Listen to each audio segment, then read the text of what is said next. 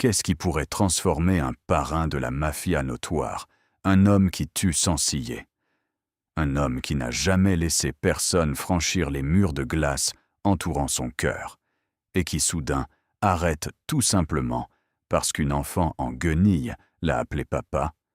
Qu'est-ce qui pourrait pousser une petite fille de 6 ans, d'une maigreur squelettique, couverte de bleu et de cicatrices de brûlures de cigarettes, fuyant un enfer pur, à courir droit vers l'homme le plus dangereux de la pièce, dépassant des dizaines d'autres figures puissantes? Ce n'était pas une coïncidence. C'est l'histoire de l'obscurité rencontrant l'obscurité, d'un secret enfoui pendant si longues années, de 2 âmes brisées, se trouvant l'une l'autre par la nuit d'hiver la plus froide de New York, et d'une réponse qui a réécrit leurs 2 destins à jamais. Le Black Rose n'était pas un endroit que l'on pouvait trouver sur une carte. Caché sous une usine textile abandonnée au cœur du quartier de Meatpacking à Manhattan, il n'existait que dans les murmures. Un restaurant où les hommes les plus dangereux de la ville se réunissaient pour mener des affaires qui ne pourraient jamais voir le jour. Un sanctuaire pour ceux qui vivaient hors de portée de la loi. Pour entrer, il fallait passer par 3 points de contrôle distincts, des gardes armés aux yeux froids, des scanners biométriques cachés derrière des peintures anciennes, une porte en acier déguisée en entrée de cave à vin. Seuls ceux qui appartenaient à ce monde de l'ombre connaissaient le chemin. Et ce soir, comme chaque soir, le Black Rose vibrait d'une menace tranquille. Des lustres en cristal jetaient une lueur dorée sur des tables drapées de soie noire. Les murs étaient tapissés de velours, de la couleur du sang séché, ornés de peintures valant plus que ce que la plupart des hommes gagneraient en une vie. Des serveurs dans des vestes blanches impeccables se déplaçaient comme des fantômes entre les tables. Leurs yeux entraînés à ne jamais trop en voir, leurs oreilles sourdes aux conversations qui décidèrent des sorts. À chaque table siégeaient des hommes de pouvoir, des barons de la drogue de Colombie, des trafiquants d'armes d'Europe de l'Est, des trafiquants d'êtres humains dont la marchandise traversait les frontières comme des ombres. Ils buvaient du vin qui coûtait $10 000 la bouteille. Ils mangeaient des plats préparés par un chef qui avait autrefois cuisiné pour des présidents avant que son passé ne le rattrape. Mais aucun d'entre eux n'était assis à la table d'angle. Cette table n'appartenait qu'à un seul homme, Dominique Salvatore. Le nom seul suffisait à faire baisser la voix aux hommes adultes, à faire en sorte que les tueurs endurcis évitent le contact visuel, à faire en sorte que même les figures les plus puissantes de la pièce se sentent petites. Il était assis seul dans l'ombre, partiellement caché par un pilier de marbre orné. 4 gardes du corps se tenaient à des positions stratégiques autour de lui, leurs mains n'étant jamais loin des armes dissimulées sous leur veste. Personne n'approchait sans invitation. Personne n'osait. À 37 ans, Dominique avait hérité d'un empire bâti sur le sang et la peur. Son père, le légendaire Victor Salvatore, avait régné sur le monde souterrain de la côte Est pendant 3 décennies avant que la balle d'un rival ne le trouve. Dominique avait 25 ans alors, jeune, affamé et totalement impitoyable. En 12 ans, il avait décuplé cet empire, écrasé chaque ennemi qui s'était levé contre lui, construit une forteresse de pouvoir que personne ne pouvait pénétrer. Ce soir, il revenait tout juste d'une réunion qui n'en avait pas été une du tout. L'odeur légère de la poudre à canon s'accrochait encore à ses mains malgré les avoir lavées 2 fois. Un homme qui avait trahi la famille gisait maintenant au fond de la rivière Hudson. Les affaires courantes. Devant lui se trouvait une assiette de bœuf wagyu préparée à la perfection. Un verre de whisky de 40 ans d'âge. Des délices que la plupart des gens ne goûteraient jamais de toute leur vie. Dominique n'avait touché à rien. Il fixait son téléphone, faisant défiler des messages qui exigeaient son attention, des cargaisons à approuver, des territoires à défendre, des problèmes à éliminer. L'engrenage sans fin de son empire, broyant jour après jour, nuit après nuit. Mais ses yeux ne voyaient rien de tout cela, parce que derrière ses yeux gris et froids, derrière le masque figé qui ne se fissurait jamais, Dominique Salvatore ne ressentait rien du tout, ni satisfaction du meurtre de ce soir, ni plaisir de sa richesse. Pas même la faim élémentaire qui aurait dû l'attirer vers la nourriture devant lui, juste le vide. Un gouffre si vaste et si profond qu'aucune somme d'argent, de pouvoir ou de sang ne pourrait jamais combler. Il porta le whisky à ses lèvres, laissant la brûlure glisser dans sa gorge. Autour de lui, le restaurant bourdonnait de danger et d'ambition. Des hommes concluaient des marchés qui détruiraient des vies. Des fortunes changèrent de main. L'engrenage du monde souterrain tournait. Et Dominique Salvatore restait assis seul dans l'obscurité, se demandant pourquoi il se sentait comme un fantôme hantant sa propre vie. Il ne savait pas que dans moins d'une heure, tout changerait. Il ne savait pas qu'une petite fille de 6 ans marchait déjà vers lui à travers les rues gelées de New York. Et il ne savait certainement pas qu'elle portait un secret qui briserait chaque mur qu'il avait jamais construit. Dominique posa son verre de whisky et surprit son reflet dans le liquide ambré. Pendant un instant, il ne se vit pas lui-même. Il vit son père, la même mâchoire acérée, les mêmes pommettes saillantes, les mêmes yeux froids et impitoyables qui l'avaient terrifié étant enfant. La seule différence était la cicatrice qui courait du coin de son œil gauche jusqu'à sa pommette. Un cadeau d'une tentative d'assassinat il y a 3 ans. L'assassin n'avait pas survécu pour voir le lever du soleil. Dominique toucha la cicatrice distraitement, son esprit dérivant en arrière à travers les années. Il avait de nouveau 8 ans, debout dans le sous-sol de la propriété familiale, son père le surplombant comme une montagne de rage. « Pleure encore », avait dit Victor Salvatore, sa voix aussi froide qu'une tombe hivernale. « Pleure encore une fois, et je te donnerai une vraie raison de pleurer. » Le jeune Dominique s'était mordu la lèvre jusqu'au sang. Ses mains tremblaient à ses côtés. Le corps de sa mère était encore chaud à l'étage, criblé de balles suite à l'attaque d'une famille rivale. Il l'avait trouvée dans le jardin, ses yeux fixant le néant, son sang imbibant les roses qu'elle aimait tant. Et son père ne le laissait pas pleurer. « Les larmes sont une faiblesse », avait continué Victor, saisissant le menton de Dominique avec des doigts de fer. « La faiblesse te fait tuer. Ta mère était faible. Elle faisait confiance aux gens. Elle aimait les gens. Et regarde où cela l'a mené. » La gifle qui suivit avait jeté Dominique au sol. Sa joue brûlait. Son cœur était brisé. Mais il ne pleura pas. Il ne pleura plus jamais. Dominique cligna des yeux. Et le souvenir se dissipa. Il était de retour au Black Rose. 37 ans. L'homme le plus craint de New York. Un homme qui avait tué plus de gens qu'il ne pouvait s'en souvenir. Un homme qui avait enterré son cœur si profondément qu'il avait oublié qu'il avait jamais existé. Il regarda autour du restaurant les autres hommes de pouvoir. Ils riaient, ils complotaient, ils vivaient leur vie tordue, avec quelque chose qui ressemblait à un but. Qu'avait-il, lui? Un empire bâti sur des cadavres. Un penthouse qui ressemblait à un mausolée. Une réputation qui faisait que même les alliés gardaient leur distance. Et une parade sans fin de nuit exactement comme celle-ci, assis seul dans l'obscurité, ne ressentant rien du tout. Son téléphone vibra, un message de Marcus Thompson, son lieutenant le plus fidèle. Cargaison des docks retardés. Les fédéraux rôdent autour du Pierre 17. Besoin de tes instructions. Dominique lut le message 2 fois. N'importe quelle autre nuit, il aurait répondu immédiatement, pris des décisions, résolu les problèmes, maintenu l'engrenage de son empire en marche. Ce soir, il posa simplement le téléphone face contre table. Il s'en fichait. Cette réalisation aurait dû l'alarmer. Le Dominique Salvatore d'il y a 10 ans aurait été furieux d'une telle faiblesse. Mais l'homme assis dans ce box, entouré de luxe, de peur et de pouvoir, ne ressentait qu'une profonde exhaustion. Combien d'années encore comme ça? Combien de corps en plus? Combien de trahisons supplémentaires? Combien d'autres nuits assis seul dans des restaurants où tout le monde le craignait et où personne ne le connaissait? Il avait 37 ans. Son père était mort à 52 ans.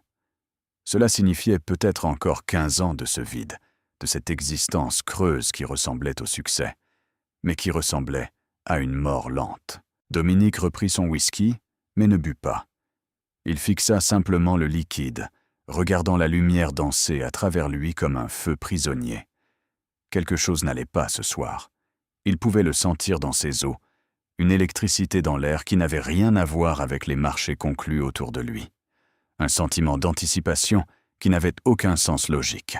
C'était comme se tenir au bord d'une falaise, sachant que quelque chose allait le pousser, mais incapable de voir de quoi il s'agissait. Dominique Salvatore ne croyait pas au destin.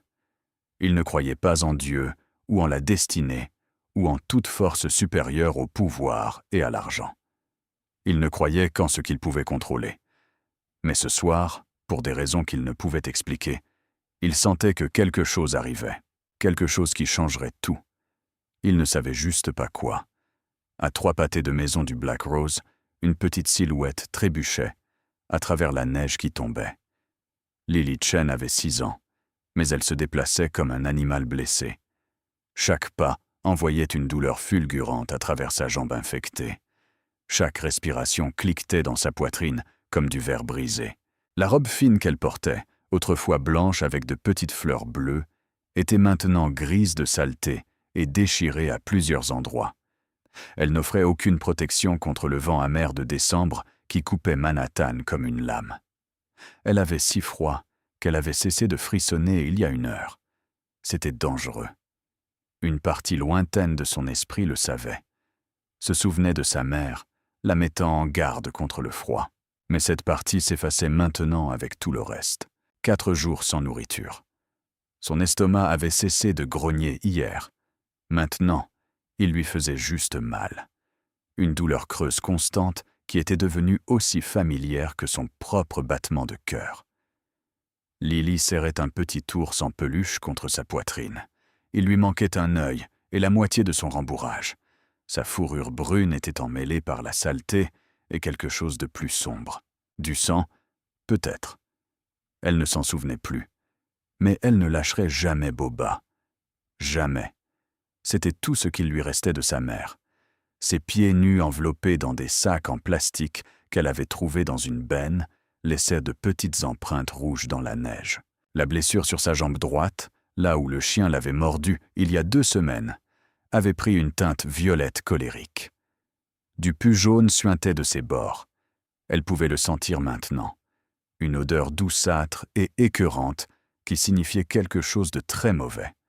Mais elle continuait de marcher. Elle devait continuer de marcher. Si elle s'arrêtait, elle mourrait. Elle le savait comme les animaux savent les choses. Pas avec des mots, mais avec l'instinct. Le froid l'emporterait. La fièvre qui brûlait dans son crâne gagnerait, et elle deviendrait juste un autre corps gelé que les éboueurs du matin trouveraient et oublieraient. Lily regarda ses bras tout en marchant. Même dans la faible lumière de la rue, elle pouvait voir les marques.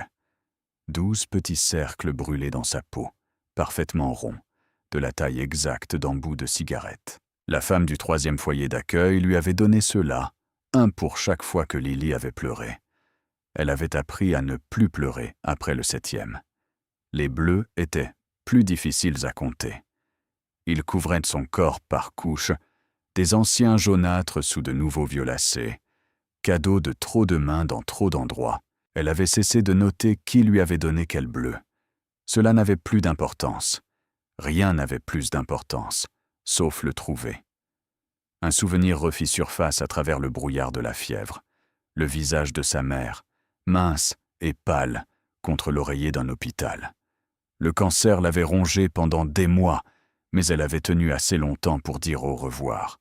« Lily, bébé, écoute-moi. » La voix de sa mère n'était qu'un murmure. « Ton papa, il ne sait pas pour toi. Je ne lui ai jamais dit, mais il est quelque part là-bas. Trouve-le, dis-lui, dis-lui. Mainte en voix. » Comment le reconnaîtrais-je? Maman. Sa mère avait souri. Un sourire triste et beau à la fois. Tu sauras. Ton cœur saura. Appelle-le simplement. Appelle-le bas. Comme je te l'ai appris. Il comprendra. C'était il y a 2 ans. 2 ans de foyer d'accueil, 2 ans d'obscurité et de douleur. 2 ans passés à chercher un père qu'elle n'avait jamais rencontré. Et maintenant, elle mourait. Lily le savait aussi. La fièvre s'aggravait. Sa vision se brouillait sans cesse. Ses jambes semblaient appartenir à quelqu'un d'autre. Mais alors, portée par le vent glacé, quelque chose l'atteignit. Une odeur. De la nourriture. Une nourriture riche, chaude, incroyable. De la viande qui cuit. Du pain qui dort. La plus merveilleuse odeur qu'elle ait rencontrée depuis des mois. Son corps répondit avant que son esprit ne le puisse. Elle se tourna vers l'odeur, attirée comme un papillon vers la flamme.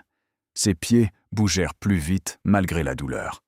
L'odeur se fit plus forte, plus enivrante, la tirant en avant à travers la neige et l'obscurité. Elle ne savait pas qu'elle marchait vers l'endroit le plus dangereux de New York City. Elle ne savait pas que la lumière chaude émanant du bâtiment devant elle cachait un repère de tueurs et de criminels. Elle savait seulement qu'elle avait faim et que quelque chose l'appelait en avant. Quelque chose qui ressemblait incroyablement à de l'espoir. Alors que Lily marchait vers cette odeur céleste, des souvenirs vacillaient dans son esprit, obscurcis par la fièvre, comme les scènes d'un cauchemar dont elle ne pourrait jamais s'échapper. Elle avait de nouveau 4 ans, debout sur le pas de la porte de leur minuscule appartement dans le Queens. La lumière du matin traversait la fenêtre, faisant danser les particules de poussière comme de petites fées. Sa mère allongée sur le lit, si immobile, si silencieuse. « Maman, réveille-toi. Maman, j'ai faim. » Lily était montée sur le lit, avait secoué l'épaule de sa mère, pressé sa petite main contre la joue de Min. C'était froid. Si froid. Mais Lily ne comprenait pas ce que cela signifiait. Elle n'avait que 4 ans. Alors elle attendit. Elle attendit 1 jour, puis 2, puis 3. Elle mangea le reste des biscuits dans la cuisine, but l'eau du robinet de la salle de bain, se blottit contre le corps de sa mère la nuit parce qu'elle avait peur du noir. Lui parla des dessins animés qu'elle avait regardés, des jeux auxquels elle voulait jouer, des rêves qu'elle avait. Elle ne répondit jamais. Le 4e jour, les voisins remarquèrent enfin l'odeur. La police enfonça la porte et trouva Lily assise à côté du corps en décomposition de sa mère, lui brossant les cheveux avec un peigne en plastique et chantant une berceuse vietnamienne. « Elle dort juste », leur avait dit Lily. « Elle se réveillera bientôt. » Après cela vinrent les foyers d'accueil. La première famille semblait gentille au début. Les Henderson, un couple d'une 50aine d'années, qui souriait trop et parlait avec des voix dégoulinantes d'une fausse douceur. En 1 semaine, Lily apprit que les sourires ne signifiaient rien. Madame Henderson l'enfermait dans un placard dès que des invités venaient. « Les enfants doivent être vus et non entendus », disait-elle. « En fait, tu ne devrais même pas être vu. » Lily passa la majeure partie de sa première année de placement dans l'obscurité, recroquevillée parmi de vieux manteaux et des chaussures poussiéreuses, apprenant à respirer silencieusement, apprenant à se rendre invisible. La 2e famille était pire. Les Martin avaient 3 enfants biologiques et prenaient des enfants placés pour les allocations de l'État. Leur fils aîné, Tyler, avait 16 ans. Il trouvait son divertissement en tourmentant les enfants plus petits. Il maintenait Lily sous l'eau dans la baignoire jusqu'à ce qu'elle se noie presque. Il l'enfermait dehors sous la pluie et la neige. Une fois, il l'avait poussée dans les escaliers et lui avait cassé le poignet. Quand l'assistante sociale demanda d'où venait le plâtre, les Martin dirent qu'elle était tombée en jouant. Personne ne les remit en question. Mais la 3e famille, les Crawford, fut celle qui détruisit tout ce qui restait de la petite fille que Lily avait été. Ils semblaient normaux lors de la visite à domicile.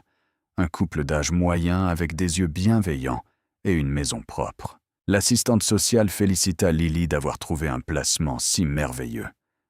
3 mois plus tard, les Crawford la vendirent. 2000 $. C'était son prix. C'était ce que sa vie valait pour eux. Lily se souvenait de la nuit où cela s'était produit. Une camionnette noire s'arrêtant devant la maison. 2 hommes aux yeux morts l'emportant pendant que Madame Crawford comptait l'argent sur le pas de la porte. Monsieur Crawford ne leva même pas les yeux de sa télévision. La camionnette l'emmena dans un sous-sol. 6 enfants étaient déjà là. Le plus âgé avait peut-être 10 ans. Le plus jeune avait 3 ans. Ils étaient assis dans l'obscurité sur des matelas sales.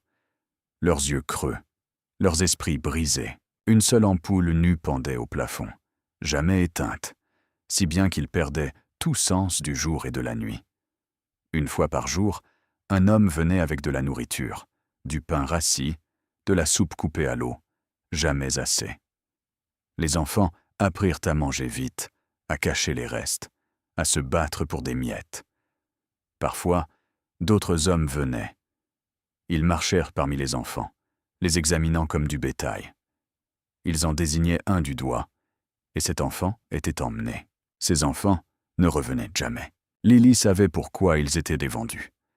Même à 5 ans, elle comprenait assez pour ressentir la terreur qui planait dans ce sous-sol comme une chose vivante.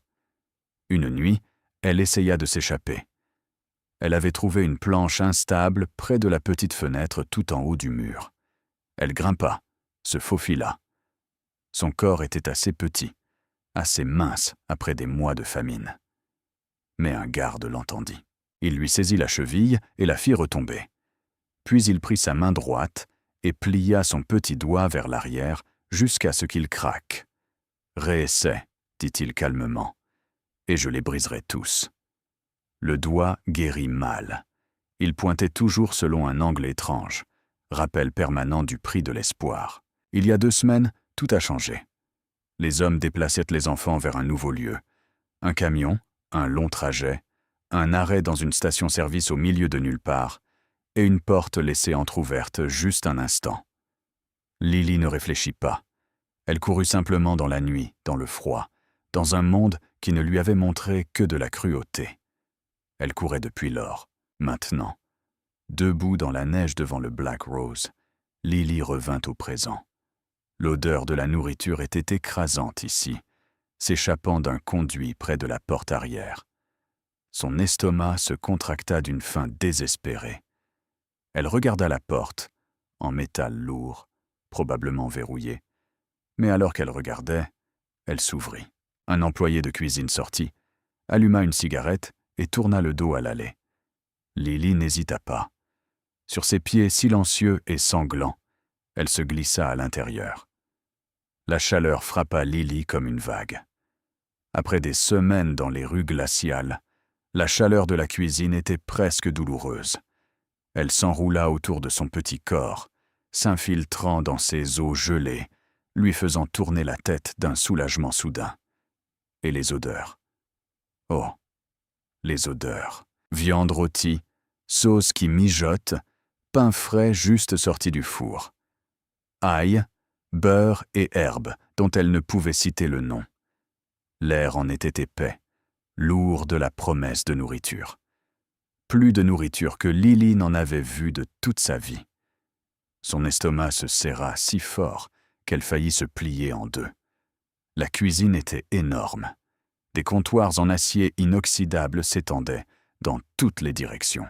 Des casseroles bouillonnaient sur une rangée de fourneaux industriels. Des chefs en veste blanche se déplaçaient avec une précision exercée, leurs mains volant, alors qu'ils assemblaient des assiettes qui ressemblaient à des œuvres d'art. Personne ne remarqua la petite silhouette déguenillée, pressée contre le mur près de la porte. Les yeux de Lily dardèrent dans la pièce, cherchant. Là, sur un comptoir à quelques pieds de là, une corbeille de petits pains, dorés et fumants. Ils avaient été mis de côté, peut-être en attendant de partir en salle. Elle jeta un coup d'œil au chef. Ils étaient concentrés sur leur travail. L'homme qui était sorti fumait toujours, son dos visible à travers la petite fenêtre de la porte. C'était maintenant ou jamais. Lily rampa en avant. Sa jambe infectée hurlait à chaque pas. Mais elle avait appris, il y a longtemps, à se déplacer malgré la douleur. Elle avait appris à être silencieuse, à être invisible, à prendre ce dont elle avait besoin et à disparaître avant que quiconque ne s'en aperçoive. Sa main se tendit. Ses doigts effleurèrent la croûte chaude d'un petit pain. C'était la plus belle chose qu'elle ait jamais touchée. « Hé !» Le cri vint de sa gauche. Un jeune chef s'était détourné de son poste, les yeux écarquillés par le choc à sa vue. « C'est quoi ce bordel? Il y a une gamine ici. » Lily attrapa le pain et courut. Elle ne savait pas où elle allait. Elle savait seulement qu'elle devait bouger, s'échapper, survivre. Ses pieds nus claquaient sur le carrelage. Derrière elle, des voix s'élevèrent dans la confusion et l'alarme. « Arrêtez-la! Qui l'a laissé entrer? Appelez la sécurité. » La cuisine devint un flou d'acier, de vapeur et de visages criants. Lily esquiva une table de préparation, plongea sous le bras tendu d'un chef, faillit glisser dans une flaque de quelque chose d'humide au sol. Le petit pain était toujours serré contre sa poitrine, pressé fort contre Boba. Une main lui saisit le bras. Elle se dégagea d'une torsion, laissant derrière elle un lambeau de sa robe déchirée. Un autre chef lui barra la route. Elle vira à droite vers une paire de portes battantes qui menaient quelque part, n'importe où. Elle heurta les portes à pleine vitesse et fit irruption dans un monde différent. La salle à manger du Black Rose s'étendait devant elle, vaste, sombre et terrifiante. Les lustres scintillaient au-dessus. Les bougies vacillaient sur des tables drapées de soie noire. Et partout, il y avait des hommes en costumes coûteux, leur conversation s'arrêtant en milieu de phrase alors qu'ils se tournaient pour fixer le spectacle impossible devant eux. Une enfant sale, sanglante, à moitié morte, debout à l'entrée de l'établissement criminel le plus sélect de New York. Pendant un instant figé, personne ne bougea. Lily restait paralysée, sa poitrine se soulevant, ses yeux brillants de fièvre embrassant cette mer de visages. Ce n'étaient pas des gens ordinaires. Même à travers son délire, elle pouvait sentir le danger émanant d'eux, la froideur dans leurs yeux, l'immobilité prédatrice de leur corps. Elle s'était échappée d'un cauchemar pour tomber dans un autre. « Sécurité !» hurla quelqu'un. Le charme fut rompu. 2 hommes massifs en costume noir se précipitèrent vers elle depuis les 2 côtés de la pièce. Leurs visages étaient durs, leurs intentions claires. Lily fit la seule chose qu'elle pouvait. Elle courut encore, dépassant les tables de dîner pétrifiées, dépassant les mains tendues et les jurons surpris. Sa vision se rétrécit, les bords devenant gris alors que sa fièvre grimpait en flèche. Elle ne savait pas où elle allait. Elle s'en fichait. Elle avait juste besoin de trouver un endroit sûr, quelqu'un qui ne lui ferait pas de mal. Et puis, sans savoir pourquoi, elle s'arrêta.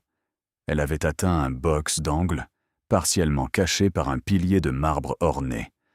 Un homme y était assis seul, entouré de gardes qui avaient les mains sur leurs armes. Il était différent des autres, plus sombre, plus dangereux. L'air autour de lui semblait s'incurver sous le poids de sa présence. Mais Lily ne regardait pas les gardes. Elle le regardait, lui, ses yeux. Et quelque chose au plus profond d'elle, quelque chose au-delà de la logique ou de la raison, murmura un seul mot. Lui. Le temps s'arrêta. Tout le restaurant se figea comme si quelqu'un avait appuyé sur pause sur l'univers. Les fourchettes restèrent suspendues, à mi-chemin des bouches. Les conversations s'éteignirent en milieu de syllabes. Même l'air semblait retenir son souffle. Tous les yeux étaient fixés sur le tableau impossible devant eux. Une enfant, squelettique, sanglante, couverte de bleu et de cicatrices, debout directement devant la table de Dominique Salvatore, serrant un ours en peluche sale et un petit pain volé, vacillant sur ses pieds comme un fantôme qui pourrait se dissoudre à tout moment. Dominique leva les yeux de son whisky. Ses gardes réagirent les premiers. 4 mains cherchèrent 4 armes. 4 hommes s'avancèrent, prêts à éliminer la menace, prêts à traîner cette intruse au loin et à la faire disparaître comme tant d'autres avant elle. Mais Dominique leva la main. Un petit geste. C'est tout ce qu'il fallut. Ces hommes se figèrent instantanément, leurs armes à moitié dégainées, leurs yeux dardaient entre leur patron et l'enfant avec confusion. Dominique fixa la fille. Elle était minuscule, si incroyablement petite et fragile qu'il semblait qu'un vent fort pourrait la briser en 1000 morceaux. Sa robe était déchirée et croûtée de saleté. Ses pieds étaient enveloppés dans des sacs en plastique ensanglantés. Ses bras étaient couverts de marques qu'il reconnut immédiatement. Des brûlures de cigarettes. Il en avait déjà vu sur des victimes d'interrogatoires particulièrement cruelles. Mais c'était son visage qui fit arrêter son cœur. Joues creuses, lèvres gercées, peau si pâle qu'elle était presque translucide. Et ses yeux, mon Dieu, ses yeux, ils étaient marrons, profonds, sombres et infinis. Ils auraient dû appartenir à une enfant innocente, pleine d'émerveillement et de joie. Au lieu de cela, ils contenaient tout autre chose. Quelque chose que Dominique reconnut, parce qu'il le voyait chaque fois qu'il se regardait dans le miroir. Ses yeux étaient morts. Ses yeux avaient trop vu, trop souffert, trop perdu pour jamais vraiment pétiller à nouveau. C'étaient les yeux de quelqu'un qui avait abandonné l'espoir, les yeux de quelqu'un qui attendait simplement de mourir.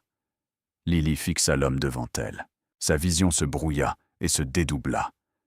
La fièvre remontait, en voyant des vagues de chaleur et de froid à travers son corps. Elle ne savait pas pourquoi elle s'était arrêtée ici. Elle ne savait pas pourquoi cet homme terrifiant entouré d'autres hommes terrifiants, semblait différent. Elle savait seulement qu'elle n'avait plus rien à perdre. Sa bouche s'ouvrit. Les mots sortirent avant qu'elle ne puisse les arrêter. Surgissant de quelque part au plus profond d'elle, du souvenir de la voix de sa mère lui apprenant quoi dire si jamais elle le trouvait. « Papa, je peux manger avec toi? J'ai tellement faim. » Dominique sentit les mots le frapper comme des balles. « Papa !» Ce mot pour le père prononcé d'une voix si petite et brisée qu'elle se qualifiait à peine de son. Et soudain, il n'était plus au Black Rose. Il avait de nouveau 8 ans, debout au bord d'un lac sur le domaine familial. Sa sœur Isabella était à côté de lui, 6 ans avec de sombres cheveux bouclés et des yeux qui pétillaient de malice. Elle riait, toujours, la seule lumière dans leur maison sombre et violente. « Dominique, regarde-moi nager. » Il s'était détourné juste un instant pour regarder un papillon qui s'était posé sur une fleur voisine. Quand il s'était retourné, Isabella avait disparu.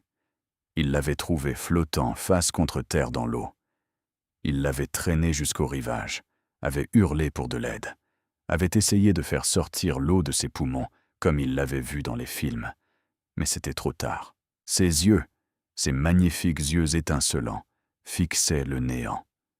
Elle avait 6 ans, le même âge que cet enfant debout devant lui maintenant. Dominique cligna des yeux, et le souvenir vola en éclats. Il était de retour au présent, fixant une fille mourante qui avait d'une certaine manière trouvé son chemin jusqu'à sa table, qu'il avait d'une certaine manière appelé papa dans une langue qu'il n'aurait pas dû reconnaître, mais qu'il reconnaissait. Les gardes de sécurité attendaient son ordre. Le restaurant attendait. Tout le monde souterrain semblait retenir son souffle, se demandant ce que le grand Dominique Salvatore ferait de cette interruption. Il devrait la faire expulser, il le savait.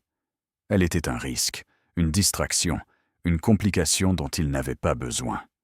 Le geste intelligent, le geste sûr serait de demander à ses hommes de l'emmener dehors et d'appeler les autorités. Laisser le système s'occuper d'elle. Elle n'était pas son problème. Mais ses yeux morts, sans espoir, hantés qui lui rappelaient Isabella, qui lui rappelaient lui-même. Dominique entendit sa propre voix parler avant d'avoir pris la décision consciente de le faire. « Apportez une autre assiette. » Les mots tombèrent dans le silence comme des pierres dans une eau calme. Son garde le regarda avec incrédulité. Un serveur qui était resté figé à proximité faillit lâcher son plateau. « Monsieur », parvint à dire l'un des gardes. Dominique ne le regarda pas. Ses yeux restaient fixés sur l'enfant. « La fille s'assoit ici.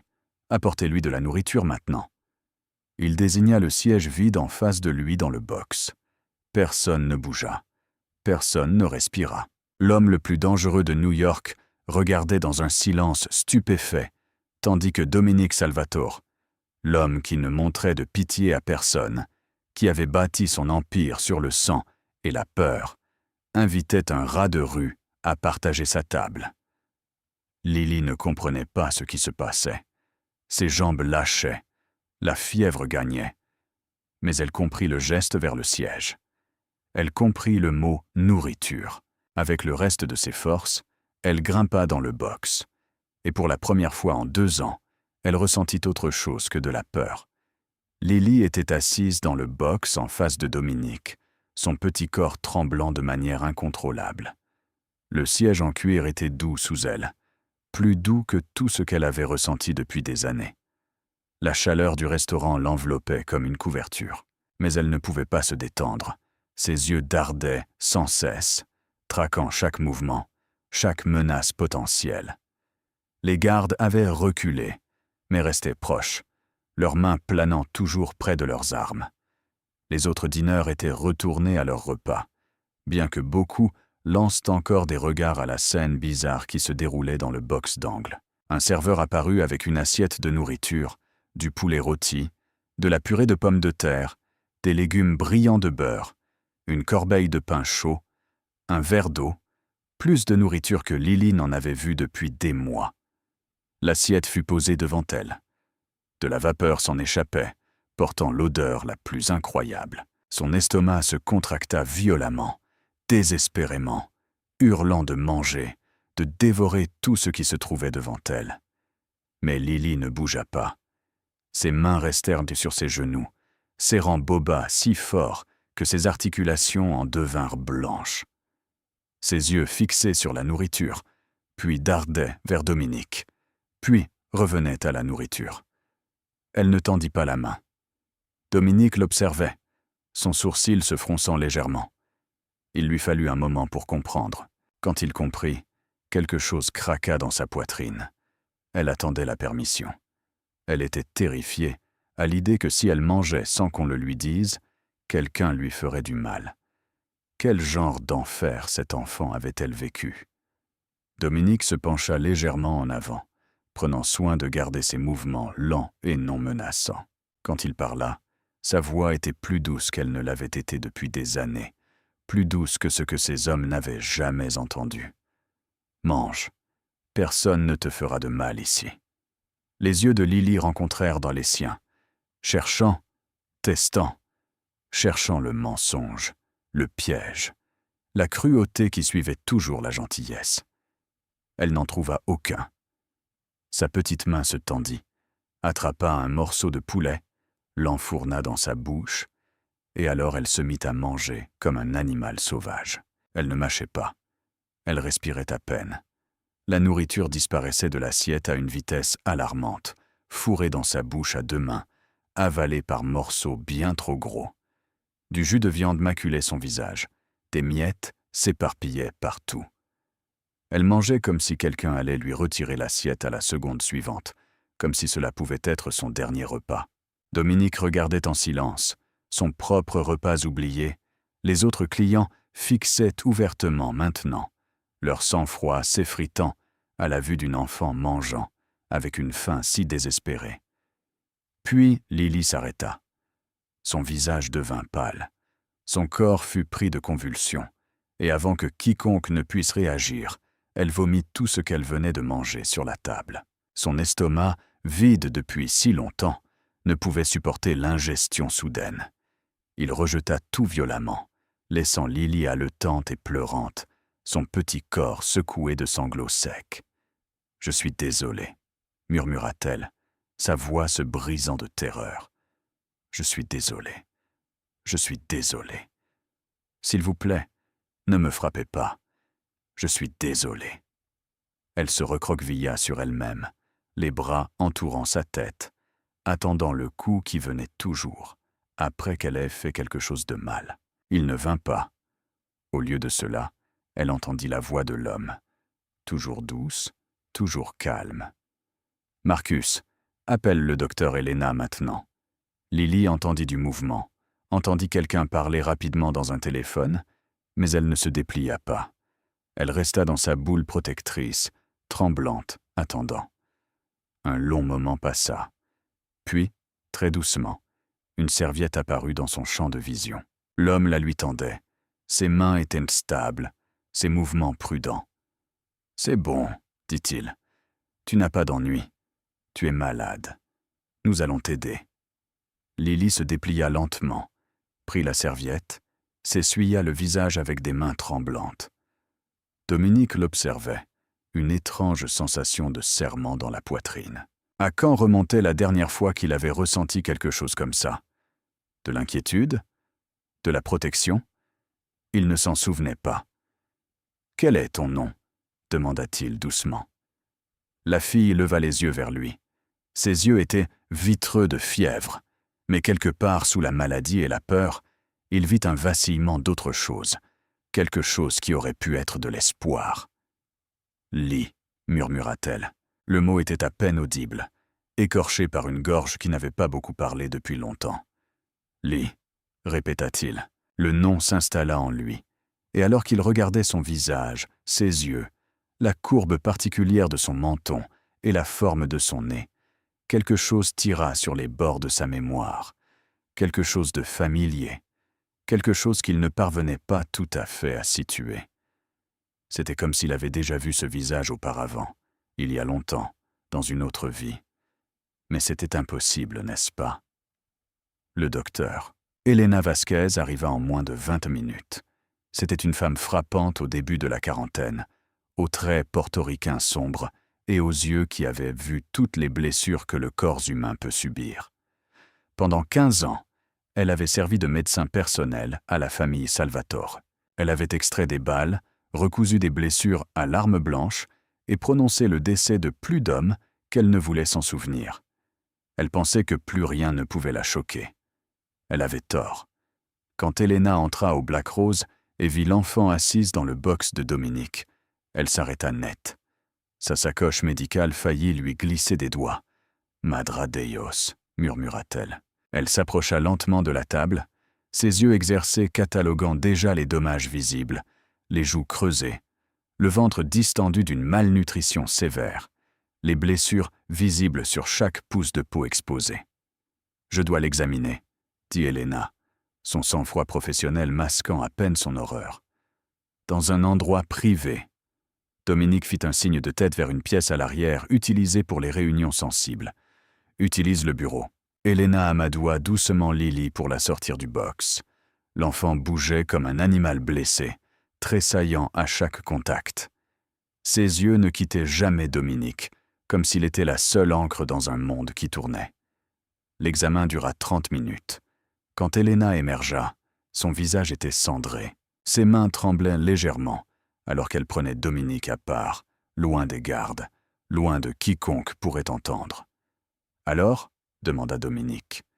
Elena prit une inspiration, puis une autre. Quand elle parla, sa voix tremblait d'une manière qu'il n'avait jamais entendue auparavant. Cet enfant a été systématiquement maltraité pendant des années. Dominique, des années. Elle commença à énumérer ce qu'elle avait trouvé, chaque mot tombant comme un coup de marteau. Malnutrition sévère. Elle pèse à peine 30 livres. Une enfant de 6 ans devrait peser au moins 40.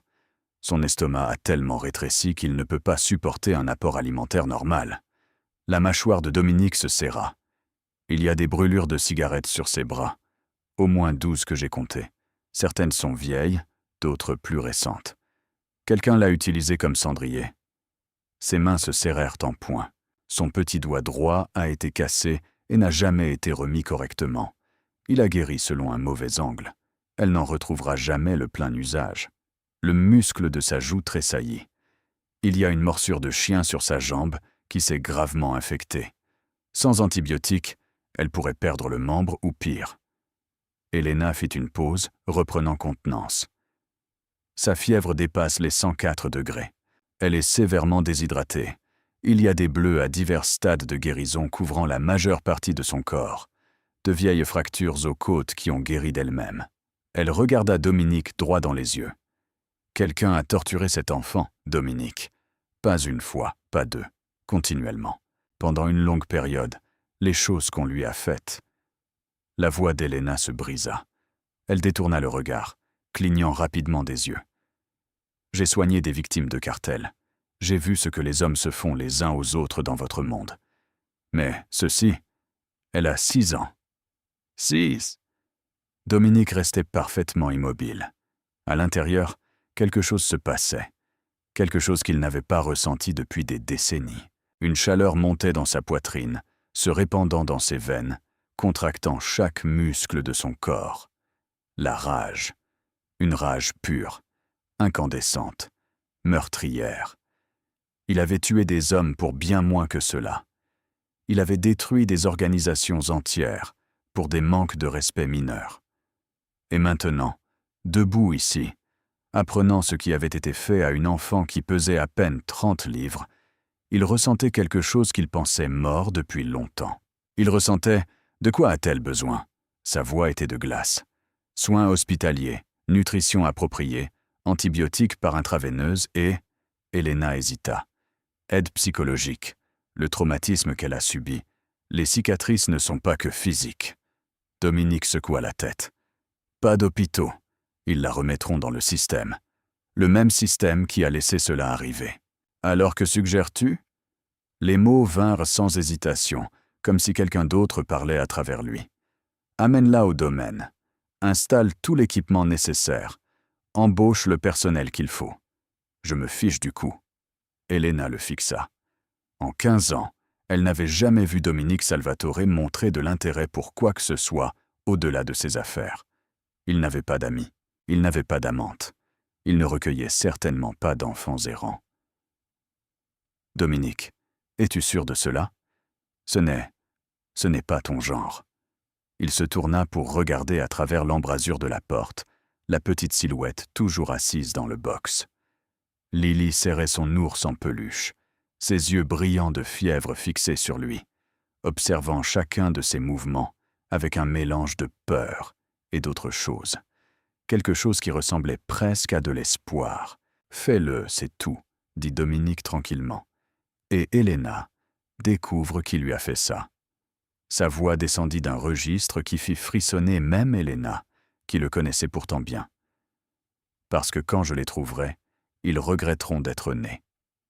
Le convoi de SUV noirs fendait la nuit de Manhattan comme des ombres. 3 véhicules, vitres blindées, gardes armés dans chacun.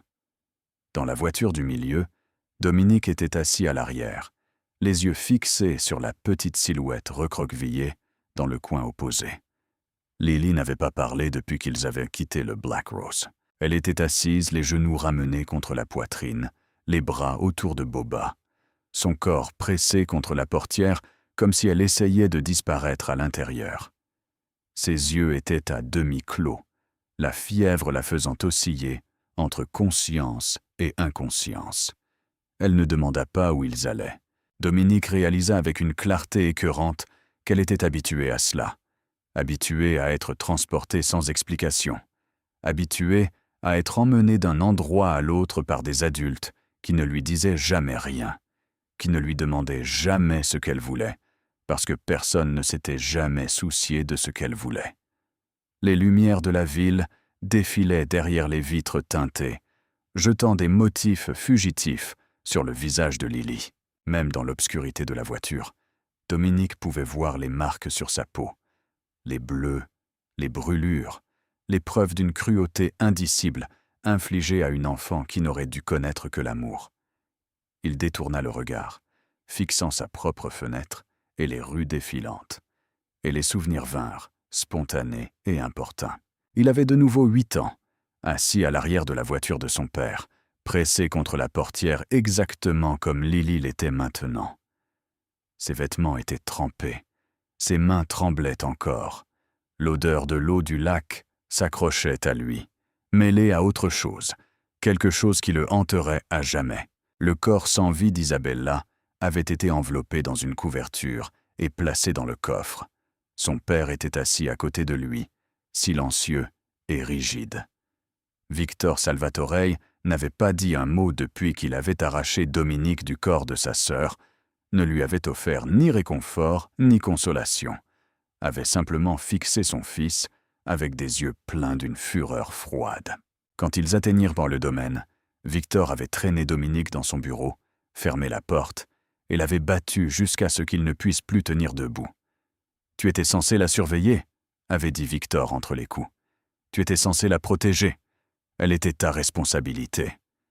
Chaque mot ponctué par des poings, par des paumes ouvertes, par une ceinture en cuir qui laissait des zébrures sur son dos. Les hommes Salvatore n'échouent pas. Les hommes Salvatore ne laissent pas leur famille mourir. Dominique n'avait pas pleuré. Pas une fois. Il avait déjà appris cette leçon. Mais à l'intérieur, quelque chose s'était brisé cette nuit-là. Quelque chose qui n'a jamais guéri. La voiture heurta une bosse, ramenant brutalement Dominique au présent. Il cligna des yeux, désorienté un instant, le passé et le présent se brouillant. Lily avait remué au mouvement. Ses yeux s'ouvrirent légèrement, le trouvant dans l'obscurité. Elle ne parla pas, le regardant juste de ce regard troublant qui semblait bien trop vieux pour son âge. Dominique se détourna. Pourquoi faisait-il cela? Il ne sauvait pas les gens, il les détruisait. Il n'était pas capable de gentillesse ou de compassion, ou de l'une de ces émotions douces qui affaiblissent les gens. Son père avait extirpé tout cela de lui par la force il y a des décennies. Et pourtant, il était là, ramenant une enfant mourante chez lui, ordonnant à son médecin de la soigner, ressentant des choses qu'il n'avait plus ressenties depuis ses 8 ans, alors qu'il regardait sa sœur couler sous l'eau. Le convoi tourna dans la longue allée privée, menant au domaine Salvatore. Des arbres bordaient les deux côtés, leurs branches nues tendues vers le ciel d'hiver comme des doigts squelettiques. Puis la maison apparut. C'était plus une forteresse qu'une maison. Une structure massive en pierre qui appartenait à la famille Salvatore depuis 4 générations. Au mur, caméras de sécurité, gardes armés patrouillant sur le terrain à toute heure. Alors que la voiture s'arrêtait devant l'entrée principale, la porte d'entrée s'ouvrit. Rosa Martinez sortit, ses cheveux gris tirés en son chignon soigné habituel, son visage marqué par l'inquiétude. Elle était la gouvernante ici depuis 30 ans. Elle avait élevé Dominique et Isabella après le meurtre de leur mère. Elle était ce qui se rapprochait le plus d'une famille pour lui. Quand elle le vit sortir portant une petite enfant inanimée, sa main vola à sa bouche. Diosme Dominique, qu'est-ce qui s'est passé? Qui est-ce? Dominique passa devant elle dans la maison. Lily nichée contre sa poitrine. Elle ne pesait presque rien, comme porter un paquet de bâtons enveloppés de tissu. Son nom est Lily, dit-il. Prépare la chambre à côté de la mienne. Prends des couvertures, des vêtements propres, tout ce dont une enfant pourrait avoir besoin. Rosa se hâta à ses côtés, les yeux écarquillés par le choc. En toutes ces années au service de cette famille, elle n'avait jamais vu Dominique ainsi, ne l'avait jamais vu porter quelqu'un avec une telle douceur précautionneuse. Mais monsieur, qui est-elle? D'où vient-elle? Dominique ne répondit pas. Il gravissait déjà les escaliers, se dirigeant vers l'aile privée de la maison où il dormait. Derrière lui, les yeux de Lily papillonnèrent. Elle vit le hall d'entrée, le lustre en cristal, l'escalier majestueux, les peintures sur les murs valant plus que ce que la plupart des gens gagnent en une vie. Ses lèvres s'entr'ouvrirent légèrement. Son esprit fiévreux luttait pour comprendre ce qu'elle voyait. Elle avait vécu dans des placards, dans des sous-sols de camions. Elle avait dormi sur des sols en béton et mangé dans des poubelles. Et maintenant, elle était dans un palais. « Où ?» murmura-t-elle, sa voix à peine audible. Dominique baissa les yeux vers elle. « À la maison, » dit-il tranquillement. « Tu es à la maison. » La chambre était plus grande que n'importe quel endroit où Lily avait vécu. Une moquette épaisse couvrait le sol. Un lit à baldaquin trônait contre un mur, drapé de couvertures, qui semblaient épaisses et chaudes. Une fenêtre donnait sur les jardins éclairés par la lune en contrebas. Tout était propre, tout était beau. Tout ressemblait à un rêve qui pourrait voler en éclats à n'importe quel moment. Lily restait sur le pas de la porte, serrant Boba, trop effrayée pour entrer. Rosa s'affairait dans la pièce, allumant les lampes, réglant le thermostat, rabattant les draps du lit. Elle se déplaçait avec l'efficacité de quelqu'un qui avait déjà pris soin d'enfants, même si c'était il y a longtemps. Viens, petite, dit doucement Rosa en tendant la main vers Lily. Allons te débarbouiller. Un bain chaud calmera ta fièvre. Lily fit un mouvement de recul si violent qu'elle heurta le chambranle de la porte.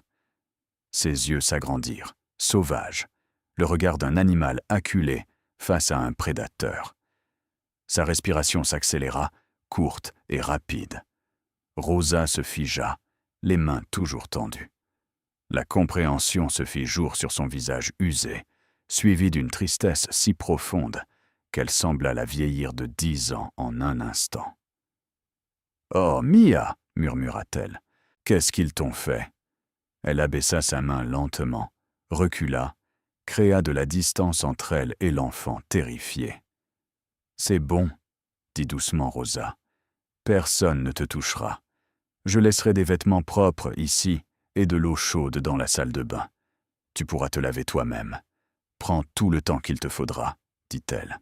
Une petite pile de vêtements sur le lit, une chemise de nuit en coton doux, des sous-vêtements propres, des chaussettes épaisses, le tout bien trop grand, emprunté au stock, mais propre et chaud. Puis Rosa sortit, refermant la porte doucement derrière elle. Lily resta seule dans l'énorme pièce. Pendant plusieurs minutes, elle ne bougea pas. Ses yeux scannèrent chaque recoin, chaque ombre, chaque cachette et issue de secours possible.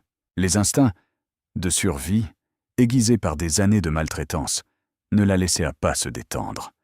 Mais la fièvre s'aggravait. Sa peau brûlait, son corps lui faisait mal, et quelque part sous la peur, elle se souvint de ce que c'était que d'être propre. Lentement, avec hésitation, elle se dirigea vers la salle de bain. C'était plus grand que le sous-sol où on l'avait gardé. Le carrelage blanc luisait sous une lumière douce. Une baignoire trônait dans le coin, déjà remplie d'eau fumante. Des serviettes étaient suspendues à un porte-serviette chauffant. Lily se déshabilla avec des mains tremblantes. Chaque mouvement envoyait de la douleur à travers son corps meurtri. Quand elle fut enfin nue, elle s'aperçut dans le miroir. Elle ne reconnut pas la créature qui la fixait, les os saillants sous une peau fine comme du papier, les côtes clairement visibles, les bras couverts de marques qui racontaient des histoires de cruauté indicible. Un visage qui appartenait à un fantôme, pas à une enfant. Était-ce à cela qu'elle ressemblait maintenant? Elle détourna les yeux rapidement, incapable d'en supporter la vue. L'eau était chaude, si chaude. Lily s'abaissa dans le bain, lentement, haletante quand la chaleur toucha ses blessures. Mais bientôt, la chaleur s'insinua dans ses os gelés et quelque chose se desserra dans sa poitrine.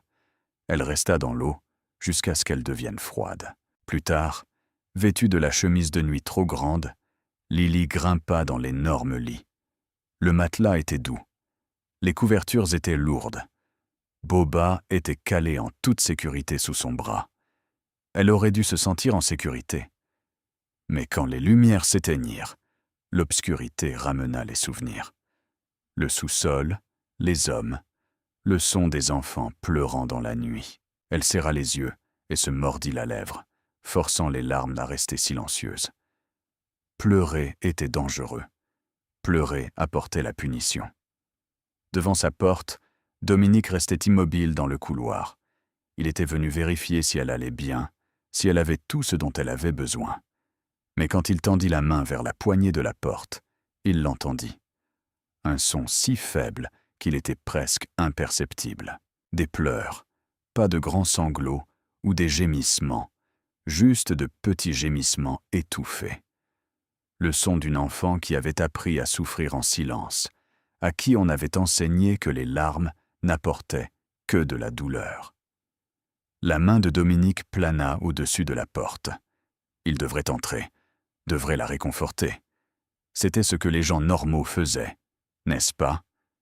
Mais il n'était pas normal. Il ne savait pas offrir de réconfort, ne connaissait pas les mots qui guérissent au lieu de blesser. Son père ne lui avait jamais donné de tels mots, et il ne les avait appris de personne d'autre. Alors il resta là. Il se tint devant sa porte dans l'obscurité, l'écoutant pleurer, montant une garde silencieuse comme un gardien qui ne savait rien garder d'autre que par la violence. Les larmes finirent par s'arrêter.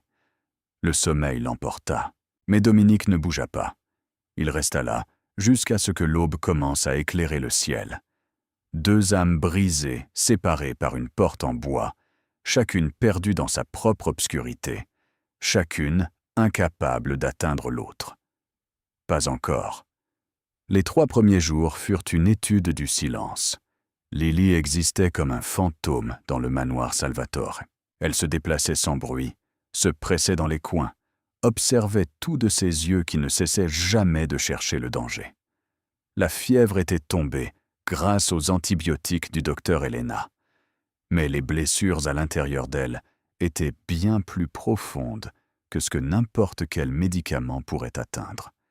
Elle ne parlait pas un seul mot. Rosa lui apportait ses repas 3 fois par jour, de magnifiques assiettes préparées avec soin. Lily attendait que Rosa soit partie, puis mangeait vite, mécaniquement, sans rien goûter. Et toujours, elle cachait des portions sous son oreiller.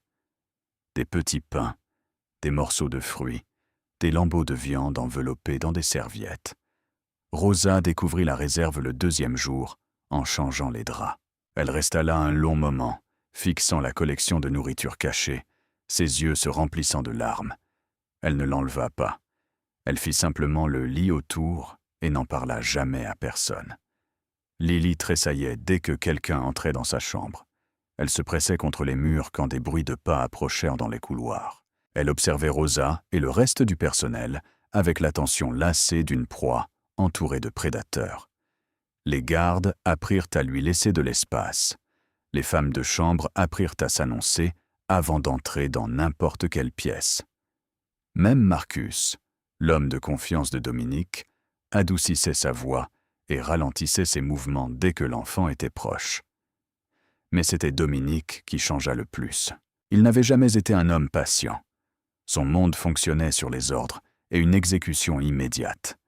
Les gens sautaient quand il parlait. Les problèmes étaient résolus avec une efficacité rapide, souvent violente. Rien de tout cela ne fonctionnait avec Lily. La première fois qu'il s'était approché d'elle trop vite, elle s'était roulée en boule sur le sol, les bras autour de la tête, gémissant d'une manière qui fit voler quelque chose en éclats en lui. Après cela, il apprit à bouger lentement. Il gardait la voix basse. Il ne tendait jamais la main vers elle sans prévenir. Il apprit à exister dans sa vision périphérique sans déclencher sa panique, à partager l'espace sans exiger d'interaction. Le 5e jour, quelque chose changea. Dominique était assis dans la bibliothèque, un livre ouvert sur les genoux, bien que son esprit soit ailleurs. Le soleil de l'après-midi traversait les hautes fenêtres, jetant des rectangles dorés sur le tapis persan. Il la sentit avant de la voir, une petite présence hésitant sur le seuil de la porte, observant, attendant, testant. Dominique ne leva pas les yeux, ne l'accrédita pas. Il continua simplement à fixer la page, bien que les mots soient devenus dénués de sens. Les minutes passèrent, puis, si lentement que c'était presque imperceptible. Lily se glissa dans la pièce. Elle longea le mur, gardant la distance maximale possible avec lui. Ses pieds nus ne faisaient aucun bruit sur le tapis. Boba était serré fort contre sa poitrine. Elle atteignit le fauteuil où Dominique était assis. Puis, sans un mot, elle s'abaissa sur le sol à côté de lui. Sans le toucher, sans parler, existant juste dans le même espace, assez proche pour sentir sa présence, mais assez loin pour s'enfuir si nécessaire. Le cœur de Dominique tambourinait contre ses côtes. Il ne bougea pas, ne parla pas, n'osa pas respirer trop fort. Il resta simplement là, figé, terrifié à l'idée que la moindre action puisse briser ce moment fragile. Le chef criminel le plus puissant de New York, ayant peur de sursauter une petite fille de 6 ans. Ils restèrent ainsi pendant près d'1 heure. Lily ne parla pas, Dominique non plus, mais quelque chose passa entre eux dans ce silence, quelque chose de sans mots et de profond, un commencement. Quand Lily finit par se lever et sortit de la pièce à petits pas, toujours sans faire de bruit, Dominique relâcha un souffle qu'il n'avait pas réalisé retenir. Ses mains tremblaient. Et pour la première fois en 29 ans, il ressentit autre chose que du vide dans sa poitrine. Une semaine après l'arrivée de Lily, Dominique convoqua Marcus dans son bureau. La pièce était sombre, éclairée seulement par une lampe de bureau jetant des ombres sur les murs tapissés de livres. Dominique était assis derrière le bureau en acajou de son père, un verre de whisky intact, les yeux fixés sur le néant.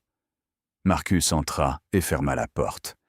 Il était le bras droit de Dominique depuis 15 ans, la seule personne en qui Dominique avait une confiance totale. « La fille, » dit Dominique. « J'ai besoin de tout savoir. D'où elle vient, qui a fait ça ?» Marcus sortit un dossier et le posa sur le bureau. Son nom est Lily Chen, née il y a 6 ans au Queen's General Hospital. Sa mère était Min Chen, immigrée vietnamienne, a exercé divers emplois, serveuse, femme de ménage. Dominique ouvrit le dossier, parcourant les documents. La mère est morte il y a 2 ans. Un cancer, pas d'assurance, pas d'argent pour le traitement. Après cela, la gamine est allée en foyer d'accueil. 3 placements en 2 ans. Marcus marqua une pause. Les dossiers sont incomplets. Des sections entières manquent, caviardées ou supprimées. Quelqu'un ayant accès au système a fait disparaître cette gamine administrativement. Qui ? On travaille encore là-dessus, mais c'est vide. Cet effacement systématique, c'est cohérent avec des réseaux de trafic. Quelqu'un a racheté cette gamine au système, payé les bonnes personnes pour la faire s'évaporer. La main de Dominique se serra en un point. Une rage froide monta dans sa poitrine. « Trouve-les, » dit-il, la voix mortellement calme. Chaque personne qui a touché son dossier, chaque famille, chaque assistant social qui a fermé les yeux. Je veux des noms. Déjà sur le coup. Marcus hésita à la porte. Il y a autre chose. La gamine avait un sac à dos. Rosa a trouvé ça. Il tendit à Dominique une photographie usée. L'image était froissée et délavée, manifestement portée pendant des années. Elle montrait une jeune femme tenant un bébé, toutes deux souriantes.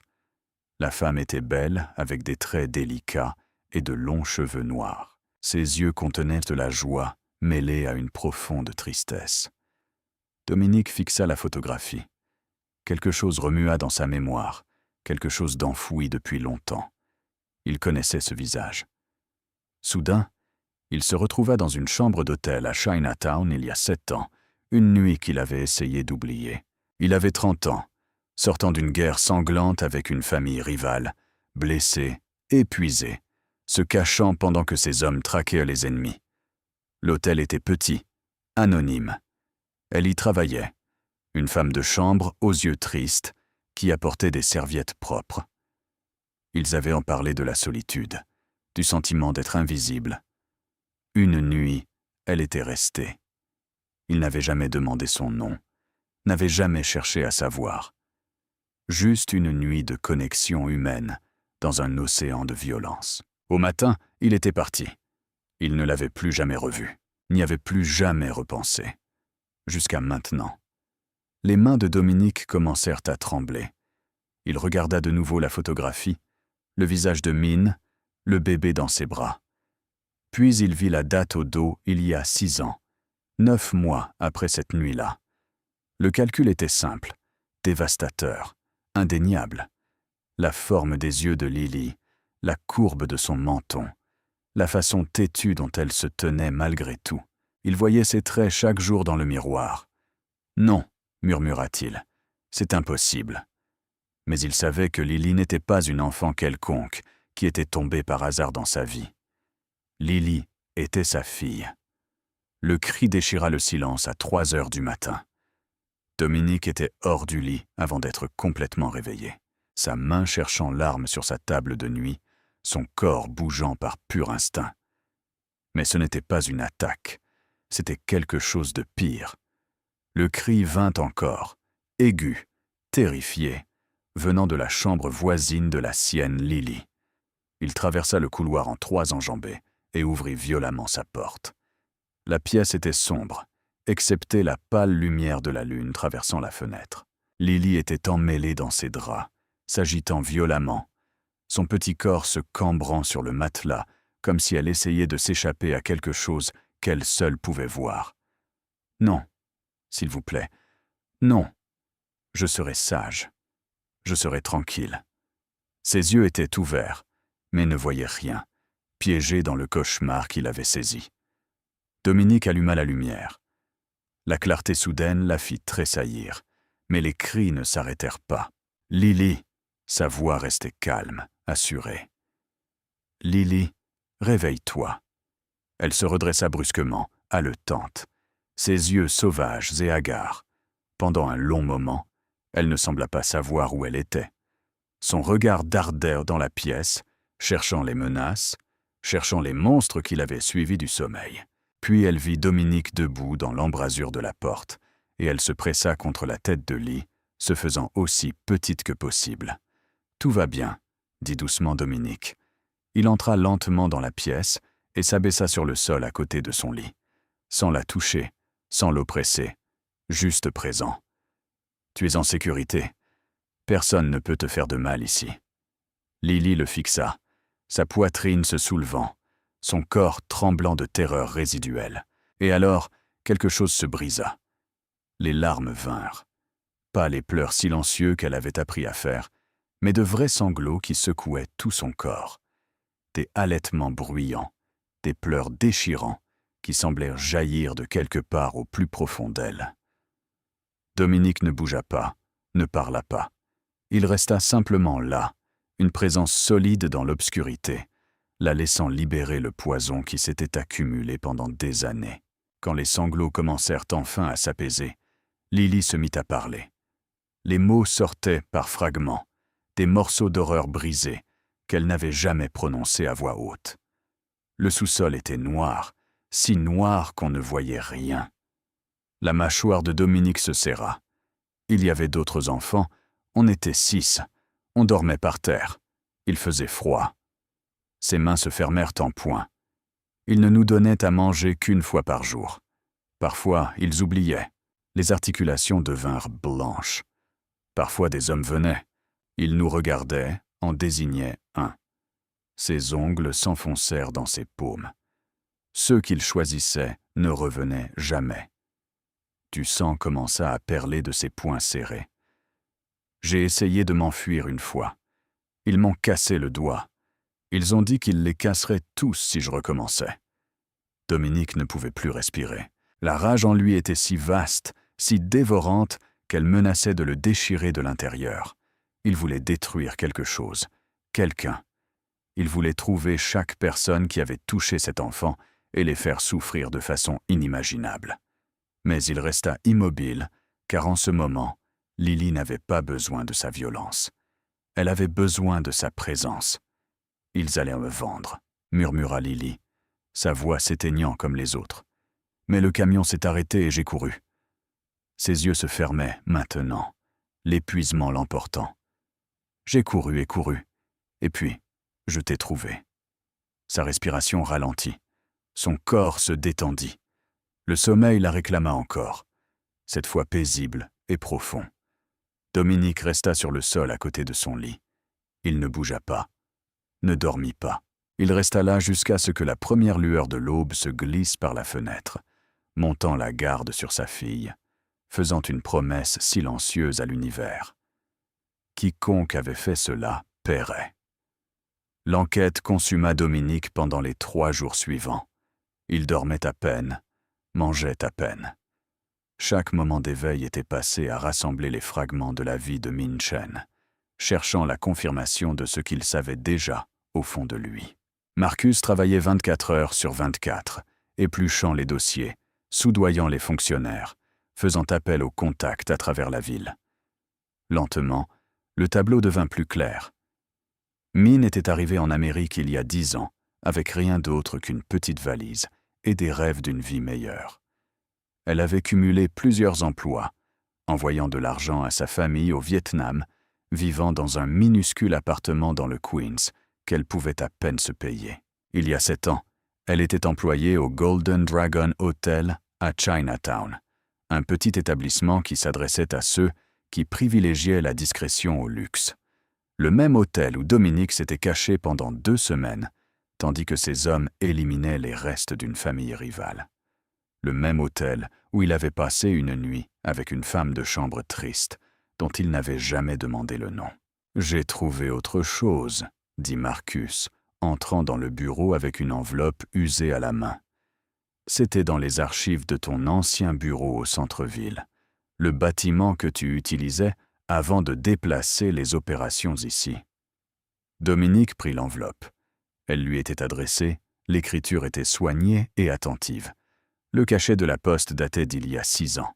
Elle n'a jamais été ouverte, dit doucement Marcus. Classée avec le courrier indésirable par celui qui gérait la correspondance à l'époque.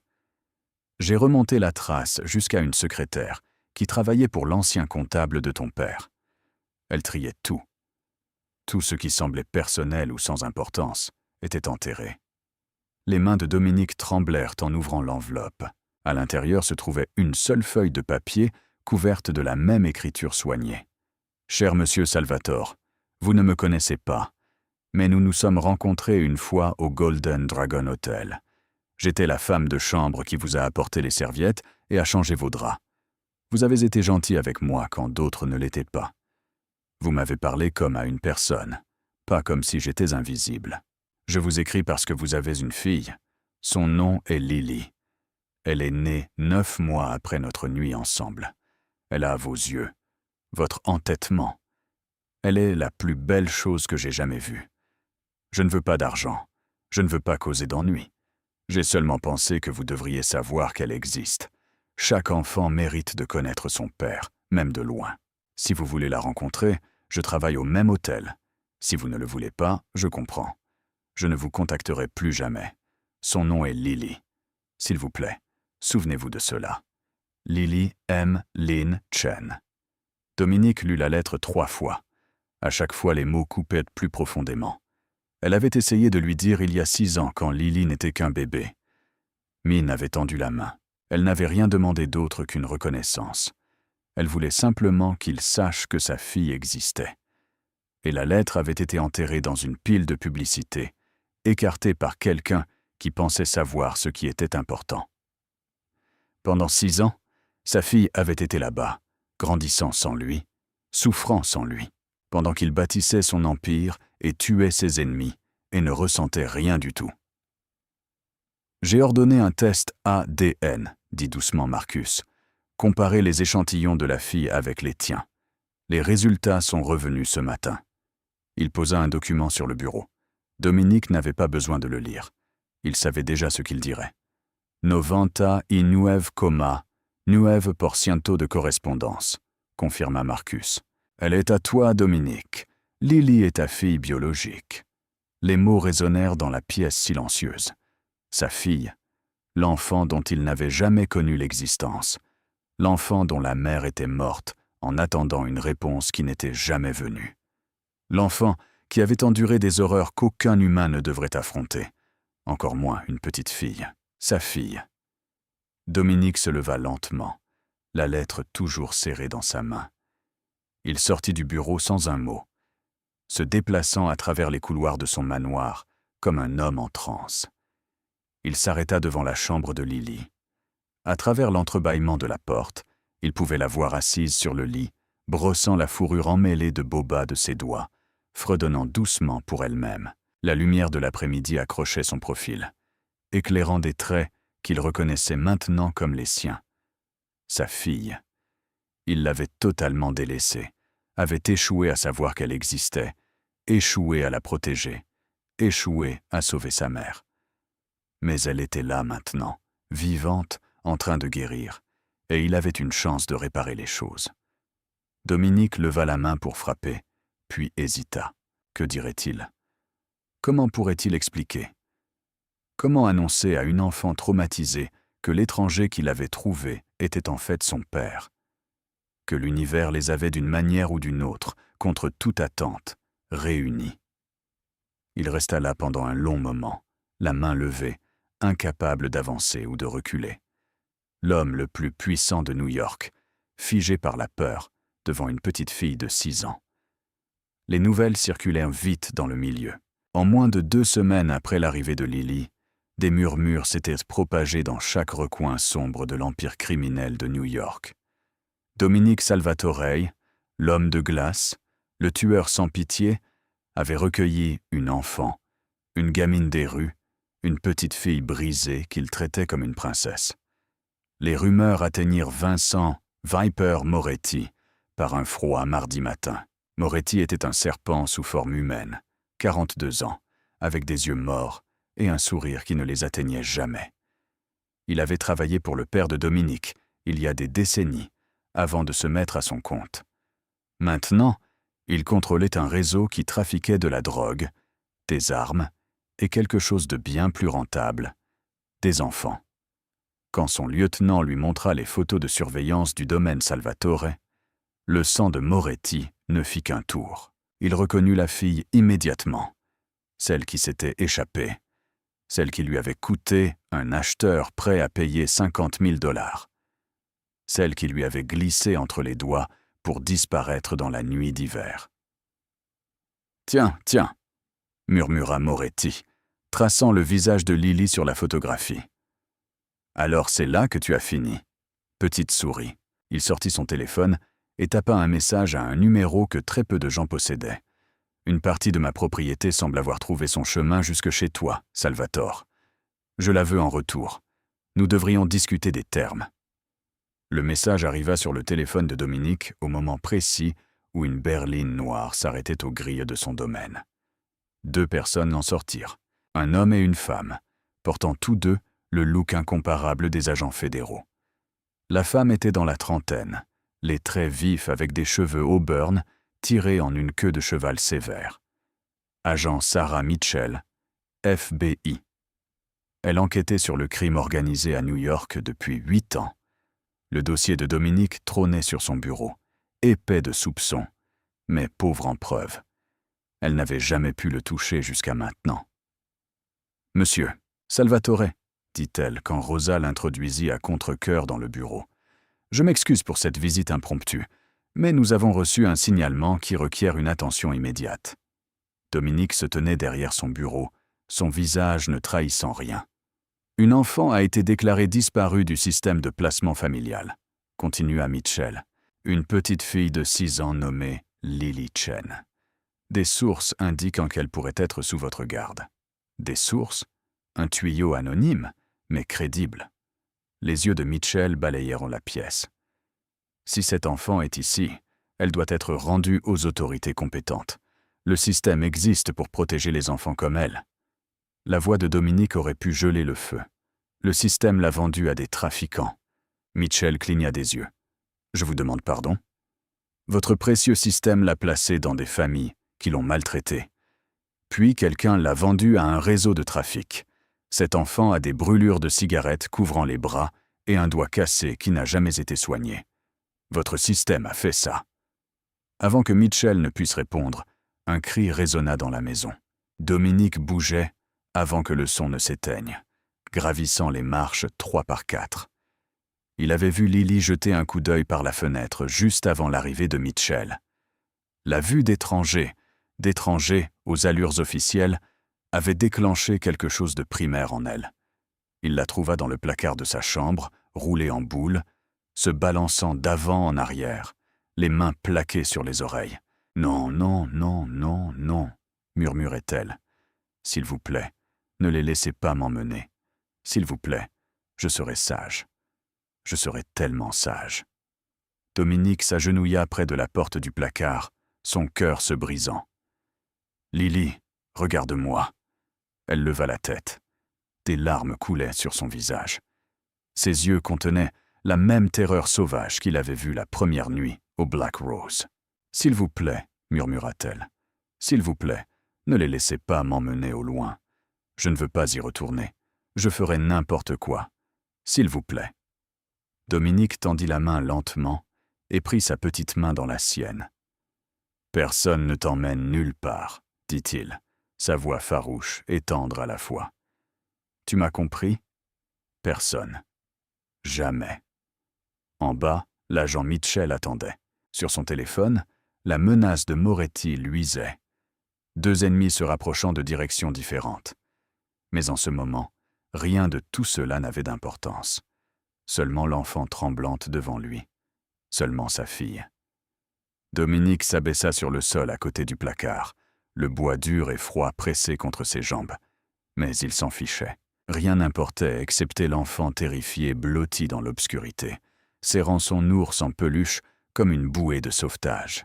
« Lily, dit-il doucement, peux-tu me regarder ?» Lentement, avec hésitation, elle leva la tête. Ses yeux étaient rouges et gonflés, ses joues mouillées de larmes. Elle semblait si petite, si fragile, si désespérément seule. Dominique prit une inspiration. Il avait affronté la mort d'innombrables fois sans broncher, avait fait face à des ennemis qui voulaient sa mort, avait pris des décisions qui mettaient fin à des vies sans un instant d'hésitation. Mais c'était la chose la plus difficile qu'il ait jamais faite. « Lily, te souviens-tu de comment tu m'as appelé cette première nuit au restaurant ?» Elle hocha lentement la tête. « Bah, murmura-t-elle. Je t'ai appelé Bah. Sais-tu pourquoi tu as dit ce mot ? Parce que... » Elle déglutit avec peine. « Maman m'a appris, dit-elle. Si jamais je trouvais mon papa, je devais l'appeler Bah. C'est du vietnamien. Ça veut dire père. » Dominique sentit sa gorge se serrer. « Ta maman a eu raison de t'apprendre ça. » Lily le fixa, la confusion se mêlant à la peur. « Mais tu n'es pas... Je n'ai pas de papa. Maman a dit qu'il ne savait pas pour moi. » C'est vrai. La voix de Dominique craqua légèrement. Il ne savait pas. « Mais Lily, je dois te dire quelque chose d'important. » Il plongea la main dans sa poche et sortit la photographie. L'image usée et délavée de Mine tenant un bébé. Il la tendit pour que Lily puisse voir. « C'est ta maman ?» ?»« Oui. » Les yeux de Lily s'agrandirent. « Où as-tu trouvé ça ?»« C'est ma photo. C'est ma maman. »« Je sais. » La main de Dominique tremblait. « Lily, j'ai connu ta maman il y a longtemps, avant que tu ne naisses. On s'est rencontrés dans un hôtel où elle travaillait. On n'a passé qu'une nuit ensemble, et puis j'ai dû partir. Je ne l'ai plus jamais revue. » Le visage de Lily se crispa de confusion. « Je ne comprends pas. Ta maman a essayé de me parler de toi. Elle m'a écrit une lettre quand tu étais bébé, mais je ne l'ai jamais reçue. Quelqu'un l'a jetée avant que je puisse la lire. » Sa voix descendit jusqu'à un murmure. « Je ne savais pas que tu existais, Lily. Si j'avais su, si j'avais reçu cette lettre... » Il ne put finir sa phrase. Lily le fixait, son esprit luttant pour traiter ses paroles. « Tu es mon papa, mon vrai papa. » ?»« Oui. » Le mot sortit brisé. « Je suis ton père, ton vrai père. Et je suis tellement désolé, Lily.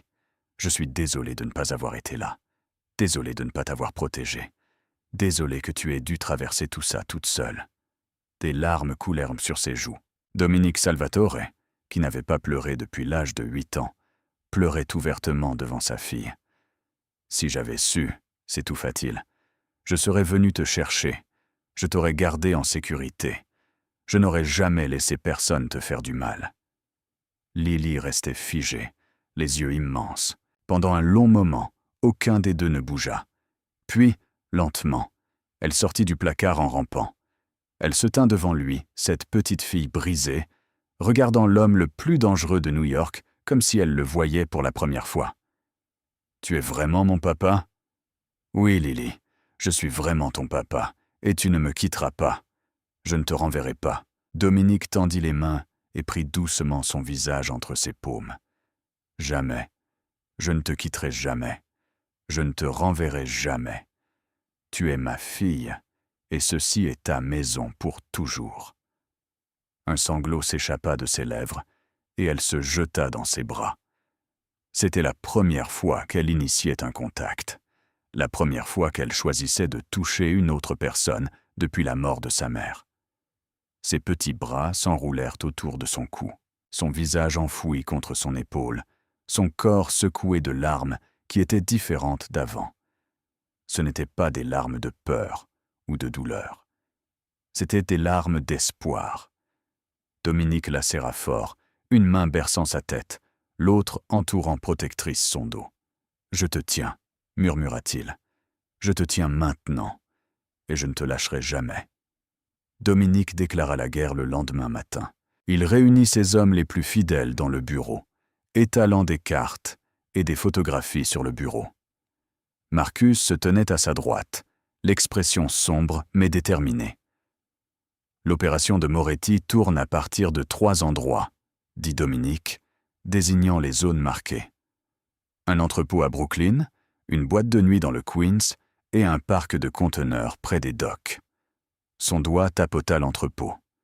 C'est là qu'il garda les enfants. La pièce tomba dans le silence. Chaque homme présent comprenait ce qui était en jeu. Ce n'était pas une question de territoire ou d'argent, c'était personnel. « Nous frappons les 3 simultanément, » continua Dominique. « Ce soir, aucun survivant parmi l'équipe de Moretti. Mais les enfants doivent sortir vivants et indemnes. Tout homme qui met un enfant en danger me répondra personnellement. » Pendant que ses soldats se préparaient au combat, Dominique rencontra son avocat dans une pièce séparée. Des papiers furent signés, des documents déposés. Le processus pour déclarer légalement Lily comme sa fille avait commencé. « Cela prendra du temps », prévint l'avocat. « L'ADN aide, mais il y aura des audiences, des enquêtes. Je me fiche du temps que ça prendra. Faites en sorte que ça arrive. » Cette nuit-là, Dominique mena l'assaut lui-même. L'entrepôt tomba le premier. Ses hommes forcèrent les portes avec une précision militaire, balayant des pièces remplies de cages et de chaînes. Ils trouvèrent 8 enfants blottis dans l'obscurité, âgés de 4 à 12 ans, terrifiés, affamés, mais vivants. Dominique porta le plus jeune lui-même, un garçon d'à peine 4 ans, qui s'accrocha à son cou et ne voulut plus le lâcher. Mais Moretti n'était pas là. Le serpent s'était éclipsé avant leur arrivée, prévenu par quelqu'un à l'intérieur de l'organisation de Dominique, un traître dont il s'occuperait plus tard. La victoire semblait amère. 2 jours passèrent sans nouvelles de Moretti. Dominique doubla la sécurité au domaine, garda Lily près de lui, refusa de la quitter des yeux. Ce ne fut pas assez. La 3e nuit, Dominique assista à une réunion au centre-ville qui ne pouvait être reportée, une affaire exigeant sa présence personnelle. Il laissa 12 gardes armés au domaine. Il aurait dû en laisser 20. Les hommes de Moretti passèrent par l'entrée de service, silencieux, professionnels. Ils neutralisèrent les gardes un par un, se déplaçant dans le manoir comme des ombres. Rosa essaya de les arrêter. Elle saisit un couteau de cuisine et se dressa sur leur chemin, hurlant à Lily de s'enfuir. Ils la frappèrent jusqu'à ce qu'elle perde connaissance et la laissèrent saignante sur le sol. Lily atteignit son placard avant qu'ils ne la trouvent. Elle hurlait encore quand ils la traînèrent dans la camionnette. Dominique reçut la vidéo 20 minutes plus tard. Lily était assise sur une chaise en métal, les mains liées, le visage maculé de larmes. Derrière elle se tenait Moretti, souriant de son sourire aux yeux morts. « Bonjour, Salvatore. Je crois que tu as quelque chose à moi, et j'ai quelque chose à toi. » Sa main caressa les cheveux de Lily. Elle tressaillit violemment. « Viens à l'Ancien Canari sur le Pierre XII, seul. 1 heure. Si je vois quelqu'un d'autre, si je soupçonne le moindre piège, cette petite souris est vendue ce soir. J'ai un acheteur en Europe de l'Est très intéressé par les jeunes filles. » La vidéo s'arrêta. Marcus saisit le bras de Dominique. « C'est un piège. Tu sais que c'est un piège. »« Je sais. Alors laisse-moi venir avec toi. Laisse-moi emmener une équipe. » Dominique regarda son plus vieil ami avec des yeux qui avaient déjà accepté la mort. « S'il voit qui que ce soit, il la tue. Je ne prendrai pas le risque. »« Dominique, c'est ma fille, Marcus. » Les mots sortirent bruts. « Ma fille, je ne l'abandonnerai pas encore une fois. » Il y alla seul. Le Canari était sombre et puait la rouille et la décomposition. Dominique franchit l'entrée les mains levées, son arme au fourreau, son cœur tambourinant dans sa poitrine. Moretti l'attendait au centre du vaste espace, entouré de 6 hommes armés. Lily était attachée à une chaise à côté de lui, un bâillon dans la bouche, les yeux écarquillés par la terreur. Le grand Dominique Salvatore, ricana Moretti, mis à genoux par une orpheline sans valeur. « Laisse-la partir, C'est entre nous. Oh, j'ai l'intention de la laisser partir une fois que tu auras cédé tes territoires, tes opérations, tout. » Les yeux de Dominique ne quittèrent pas Lily. « C'est fait. » Moretti rit. « Si facile. Où est l'homme qui a tué pour arriver au sommet? Où est l'impitoyabilité des Salvatore? Juste ici. » Dominique bougea plus vite que personne ne s'y attendait. Le couteau caché dans sa manche vola dans les airs, se plantant dans la gorge du garde le plus proche. Dans le même mouvement, il dégaina son arme et tira. Le chaos éclata. Les balles sifflèrent dans toutes les directions. Dominique tua 3 hommes avant qu'ils ne puissent réagir, se dirigeant vers Lily avec une détermination farouche. Moretti leva son arme, visant l'enfant. Dominique se jeta devant elle. La balle lui déchira l'épaule. Une autre lui effleura le flanc, mais son tir de riposte trouva sa cible, frappant Moretti en plein cœur. Le serpent s'effondra. Dominique s'écroula à côté de la chaise de Lily, son sang se répandant sur le sol en béton. De ses mains tremblantes, il trancha ses liens, retira le bâillon de sa bouche. « Papa !» hurla-t-elle, jetant ses bras autour de lui. « Papa, tu es blessé. »« Ça va » chuchota-t-il, alors même que l'obscurité gagnait les bords de sa vision. « Ça va, bébé. Tu es en sécurité maintenant. » Il entendit des sirènes au loin. Marcus avait dû le suivre malgré tout, avait dû appeler à l'aide. La dernière chose que Dominique vit avant de perdre connaissance fut le visage de sa fille, des larmes coulant sur ses joues, ses petites mains pressant ses blessures, essayant de le maintenir en vie. « Ne me laisse pas, » suppliait-elle. « S'il te plaît, papa, ne me laisse pas. » La lumière filtrait à travers des rideaux blancs. Dominique ouvrit les yeux lentement, sa vision floue, son corps lourd de douleur. L'odeur d'antiseptique lui emplit les narines. Des machines bipaient régulièrement quelque part à proximité. L'hôpital. Il était à l'hôpital. Il essaya de bouger et une douleur fulgurante lui traversa l'épaule. Les souvenirs revinrent en cascade. L'entrepôt. Moretti. Les balles. Lily. Lily. Il tourna la tête, ignorant la douleur, cherchant frénétiquement. Elle était là, recroquevillée dans un fauteuil à côté de son lit. Son petit corps tordu dans une position inconfortable, sa tête reposant sur le matelas près de sa main. Même dans son sommeil, ses doigts entouraient étroitement les siens, refusant de lâcher prise. Dominique sentit ses yeux brûler. Elle était en sécurité. Elle était vivante. Rien d'autre n'avait d'importance. Elle n'a pas quitté ton côté depuis 3 jours. La voix venait de l'entrée. L'agent Sarah Mitchell se tenait là, les bras croisés, l'expression illisible.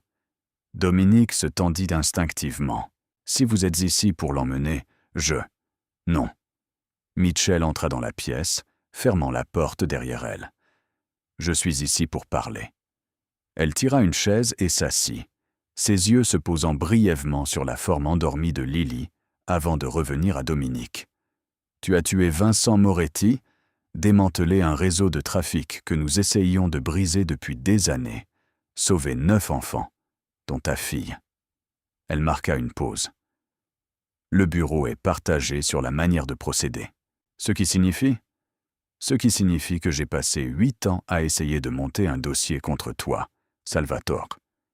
Et maintenant, tu as fait plus pour combattre le trafic d'enfants en une nuit que nous n'avons accompli en une décennie. » Dominique ne dit rien. Attendant. Mitchell se pencha en avant. « Je te propose un marché. Des informations sur d'autres réseaux de trafic, des noms, des lieux, des opérations, tout ce que tu sais. En échange, nous accélérons les procédures de garde de Lily. L'ADN prouve qu'elle est ta fille biologique. Avec notre soutien, aucun tribunal ne te la refusera. Et mes autres activités? On regarde ailleurs, pour l'instant. » Sa mâchoire se serra. « Mais si tu reprends tes affaires habituelles, cette conversation n'a jamais eu lieu. Compris ?» Dominique regarda sa fille, sa petite main serrant la sienne, l'expression paisible sur son visage, si différente de la terreur qu'il avait vue auparavant. « J'ai une contre-offre. » Mitchell haussa un sourcil. « Je vous donnerai tout. Chaque nom, chaque connexion, chaque secret que j'ai collecté en 20 ans. Il soutint son regard. Et je me retire complètement. J'en ai fini avec cette vie. Mitchell le fixa pendant un long moment. Tu attends que je croie ça? Les hommes comme toi ne partent pas comme ça. Les hommes comme moi n'avaient jamais de raison de le faire. Sa voix craqua légèrement. Maintenant, j'en ai une. La porte s'ouvrit à nouveau. Marcus se glissa à l'intérieur, saluant Mitchell d'un signe de tête avant de s'approcher du lit. « Elle a fini par s'endormir il y a environ 1 heure, dit-il doucement. Elle ne voulait pas manger, ne voulait pas partir. Elle est restée assise là à te tenir la main, à te parler, même si tu ne pouvais pas entendre. » Le cœur de Dominique se serra. « Merci d'être venu me chercher. Tu savais que je le ferais. Je l'espérais. » Il regarda son plus vieil ami. « Je pensais ce que j'ai dit à l'agent. J'en ai fini, Marcus. Avec tout. Je veux un futur dont Lily pourra être fière. » Marcus hocha la tête lentement. « Alors nous bâtirons ce futur ensemble. » Un petit mouvement attira l'attention de Dominique. Lily remuait, ses yeux papillonnants. Elle regarda autour d'elle avec confusion, avant que son regard ne le trouve. « Papa. » Sa voix était enrouée par des jours de pleurs. « Papa, tu es réveillé. »« Je suis réveillée, bébé. » Elle grimpa sur le lit, prenant soin d'éviter ses bandages, et se pressa contre son côté non blessé. Sa petite main trouva son visage, le touchant doucement comme pour s'assurer qu'il était réel. « Je croyais que tu allais me laisser, » murmura-t-elle. « Comme maman. » Dominique enroula son bon bras autour d'elle, la tirant près de lui. « Jamais, promit-il. Je suis juste ici, et je ne te laisserai jamais. Est-ce que ça fait mal?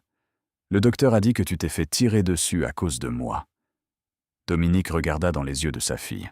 Voyant la culpabilité inscrite là, la peur d'avoir causé sa douleur, il lui prit doucement le visage. « Plus maintenant, » dit-il doucement. « Ça ne fait plus mal, ma petite fille. Plus jamais. » 1 an plus tard, le domaine Salvatore s'était transformé au-delà de toute reconnaissance.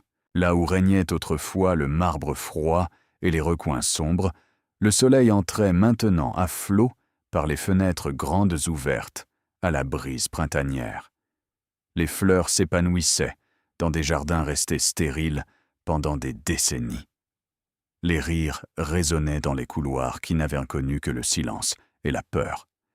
Et au centre de tout cela se trouvait Lily, 7 ans maintenant, en bonne santé, les joues roses. Ses cheveux brillaient comme de la soie noire sous le soleil de l'après-midi. Les creux de ses joues s'étaient comblés. Le regard hanté de ses yeux s'était effacé, remplacé par quelque chose qui ressemblait remarquablement à de la joie. Elle était assise en tailleur sur l'herbe du jardin, la langue tirée par la concentration, alors qu'elle travaillait sur un dessin. Des crayons de couleur jonchèrent le sol autour d'elle, comme des feuilles d'automne. Boba était assis à côté d'elle, surveillant son travail comme toujours, bien qu'il porte maintenant un nouvel œil en bouton que Rosa avait cousu. À l'intérieur de la cuisine, Rosa fredonnait, en sortant des biscuits frais du four. L'odeur flottait dans la maison, chaude et sucrée, et incroyablement réconfortante. Marcus était arrivé il y a 1 heure avec sa femme et ses 2 filles. Les filles jouaient avec Lily maintenant, leurs cris de joie flottant par les fenêtres ouvertes. Sa femme était assise avec Rosa, buvant du café et partageant des histoires, remplissant la maison de la conversation facile d'une famille. Dominique observait tout cela de la fenêtre de son bureau. Il était différent maintenant. Les angles vifs s'étaient adoucis. La glace dans ses yeux avait fondu. Il se tenait toujours avec autorité, commandait toujours le respect, mais l'obscurité qu'il avait définie pendant si longtemps s'était levée. L'empire commercial Salvatore s'était transformé en même temps que son propriétaire. Des investissements légitimes, des opérations légales, une fondation dédiée au sauvetage des enfants trafiqués et à leur fournir un foyer. L'argent coulait toujours, mais il provenait maintenant de sources dont Lily pourrait avoir connaissance quand elle serait plus grande. L'agent Mitchell avait tenu parole. Les procédures de garde s'étaient déroulées rapidement. Lily Chen était maintenant officiellement Lily Salvatore, fille de Dominique Salvatore, protégée par chaque document légal que l'argent pouvait acheter. « Papa !» Lily fit irruption dans le bureau, le visage rouge d'excitation, une feuille de papier serrée dans ses mains. « Papa, j'ai fait quelque chose pour toi. » Dominique se détourna de la fenêtre, un sourire s'étalant sur son visage. Un vrai sourire, le genre qui était impossible il y a tout juste un an. « Qu'est-ce que tu as là, ma princesse ?» Lily lui tendit fièrement le dessin. C'était simple, comme l'est toujours l'art des enfants. 2 silhouettes se tenant la main, une grande et une petite. La grande silhouette avait les cheveux sombres et une expression sérieuse. La petite silhouette avait des couettes et un sourire immense. Au-dessus d'elle, en lettres tremblantes que Lily avait répétées pendant des semaines, se trouvaient ces 2 mots. « Papa et moi ».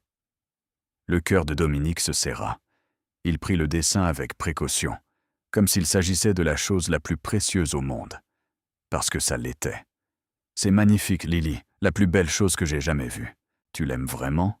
Je l'adore. » Il s'agenouilla à sa hauteur.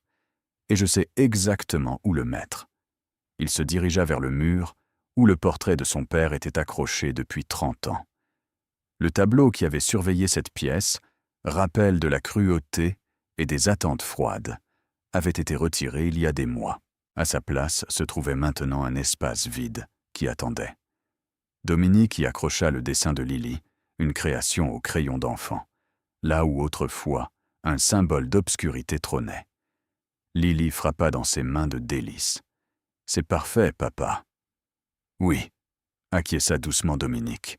« C'est parfait. » Il s'approcha de la fenêtre, regardant le jardin, où les filles de Marcus chassaient maintenant des papillons. Au loin, la silhouette de la ville scintillait dans la lumière déclinante de l'après-midi. « Isabella » murmura-t-il si bas que seul le vent pouvait l'entendre. « Tu vois, petite sœur ? J'ai enfin trouvé le chemin de la maison. » De petits bras s'enroulèrent autour de sa jambe. Lily se pressa contre lui, levant les yeux vers lui avec ses yeux marrons qui ne contenaient que de l'amour et de la confiance. « Papa, tu me racontes une histoire. » Dominique la souleva dans ses bras, l'installant contre sa poitrine comme il le faisait chaque soir désormais. Elle se blottit tout contre lui, sa tête calée sous son menton, totalement en sécurité, totalement aimée. Quel genre d'histoire ? La meilleure. Une histoire vraie. Dominique l'emmena jusqu'au grand fauteuil près de la fenêtre, celui où ils passaient des heures à lire ensemble. Il s'assit, l'installa confortablement sur ses genoux, et commença. Il était une fois un homme qui vivait dans l'obscurité. Il était resté dans l'ombre si longtemps qu'il avait oublié à quoi ressemblait la lumière. Il avait oublié comment ressentir. Il avait oublié comment aimer. Il pensait qu'il passerait toute sa vie seul, froid et vide. Lily écoutait, ses paupières devenant lourdes, sa respiration ralentissant. Puis, une nuit d'hiver, une petite fille apparut. Elle était petite et effrayée et avait traversé des choses terribles. Mais elle était aussi courageuse. Plus courageuse que n'importe qui l'homme n'ait jamais connu. Elle s'approcha de lui et l'appela par un nom qu'il ne méritait pas. « Quel nom ?»